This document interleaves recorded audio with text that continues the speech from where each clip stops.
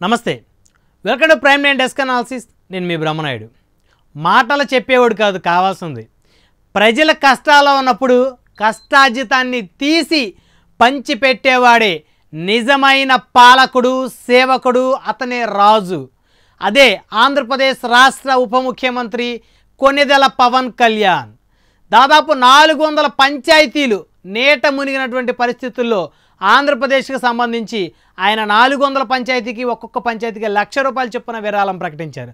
అంటే 4 కోట్ల రూపాయలను విరాళంగా ప్రకటించినటువంటి పరిస్థితి. అదేవిధంగా ఆంధ్రప్రదేశ్ ముఖ్యమంత్రి సహాయ నిధికి ₹1,00,00,000 విరాళమే ప్రకటించడమే కాకుండా తెలంగాణ ముఖ్యమంత్రి సహాయ నిధికి ₹1,00,00,000 విరాళాన్ని జనసేన అధినేత ఆంధ్రప్రదేశ్ రాష్ట్ర ఉప ముఖ్యమంత్రి పవన్ కళ్యాణ్ విరాళంగా ప్రకటించడం నిజంగా ప్రత్యర్థులను సైతం కూడా ముక్కున వేలేసుకునేలా చేసిందంటే అతిశయోక్తి కాదు. తాను మొదటి నుంచి కూడా తన సంపాదన కష్టార్జితాన్ని అంతా కూడా ప్రజలకు పంచిపెట్టడంలో జనసేన అధినేత రూటే సపరేట్ అని చెప్పుకోవచ్చు. అయితే తొలుత విజయవాడ వరదలకు సంబంధించి జనసేన అధినేత ముందు 2 రోజులు ఆయన్ని అధికారులు ఆయన సహాయక చర్యల్లో పాల్గొంటే ఇబ్బందికర పరిస్థితులు తలెత్తుతాయనేటువంటి ఆదేశాలతోటి జనసేన అధినేత రాష్ట్ర ఉప ముఖ్యమంత్రి 2 రోజుల వరకు కూడా కేవలం సమీక్షలు మాత్రమే నిర్వహించారు, నేరుగా ప్రజల్లోకి వెళ్ళలేని పరిస్థితి. అయితే ఇక 3వ రోజు ఉండలేక పూర్తిగా ప్రజల్లోకి ఆయన వెళ్ళినటువంటి పరిస్థితి. అంతేకాదు 6 కోట్ల రూపాయల ఆయన కష్టార్జితాన్ని 2 తెలుగు రాష్ట్రాలకు పంచిపెట్టిన పరిస్థితి.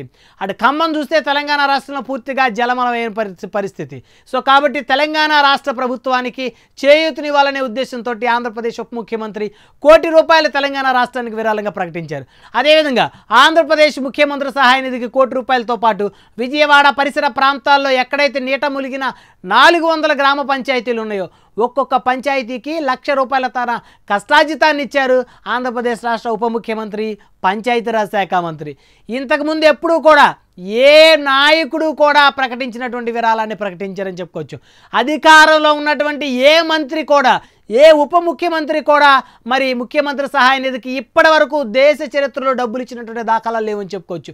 పక్క రాష్ట్రం ముఖ్యమంత్రి సహాయ నిధికి కూడా మరి ఒక రాష్ట్ర ఉప ముఖ్యమంత్రి ఆ విరాళాన్ని ప్రకటించడం ఏదైతే ఉందో తన కష్టార్జితాన్ని ఇది ఖచ్చితంగా చరిత్ర పుటల్లోకి ఎక్కుతుందని చెప్పుకోవచ్చు. అయితే లక్షల కోట్లకు అధిపతిగా ఉన్నటువంటి వైఎస్ జగన్మోహన్ రెడ్డి తాను వరద బాధితులకు ఏ మేరకు సహాయం చేస్తాడో వేచి చూడాల్సినటువంటి అవసరం ఉంది. జనసేన అధినేత సైతం కూడా ఆంధ్రప్రదేశ్ మాజీ ముఖ్యమంత్రి ప్రస్తుత పులివెందుల ఎమ్మెల్యే జగన్మోహన్ రెడ్డికి కీలకమైనటువంటి సూచన చేశారు. మీ దగ్గర వేల కోట్ల రూపాయలు లక్షల కోట్ల రూపాయల డబ్బు ఉంది, మరి ప్రభుత్వం మీద విమర్శలు చేయకుండా ఇలాంటి పరిస్థితుల్లో ప్రభుత్వాన్ని మీద దూషించకుండా మీ దగ్గర ఉన్నటువంటి డబ్బుల్లో ఎంతో కొంత మరి బాధితులకు సహాయం చేయమంటూ ఉప ముఖ్యమంత్రి అడిగినటువంటి పరిస్థితి కనుక చూస్తే నిజంగా ఆంధ్రప్రదేశ్లో ఆనాడు ఆయన ఏదైతే కక్షపూరిత రాజకీయాలకు నేను వెళ్ళను కేవలం ప్రజాసేవ చేయడానికి మాత్రమే వచ్చానంటూ జనసేన అధినేత చెప్పారో నాడు చెప్పిందే నేడు చేస్తున్నట్లయితే స్పష్టంగా కనపడుతోంది. అయితే ప్రతి ఊరికి ఒక ప్యాలెస్ కట్టుకున్నటువంటి మాజీ ముఖ్యమంత్రి జగన్మోహన్ రెడ్డి లక్షల కోట్లకు అధిపతిగా ఉన్నారు. మరి కనీసం జగన్మోహన్ రెడ్డి ఒక 5 కోట్ల రూపాయల విరాళాన్నైనా మరి ఆంధ్రప్రదేశ్కి ప్రకటిస్తారా లేదా అనేది వేచి చూడాల్సినటువంటి అంశం.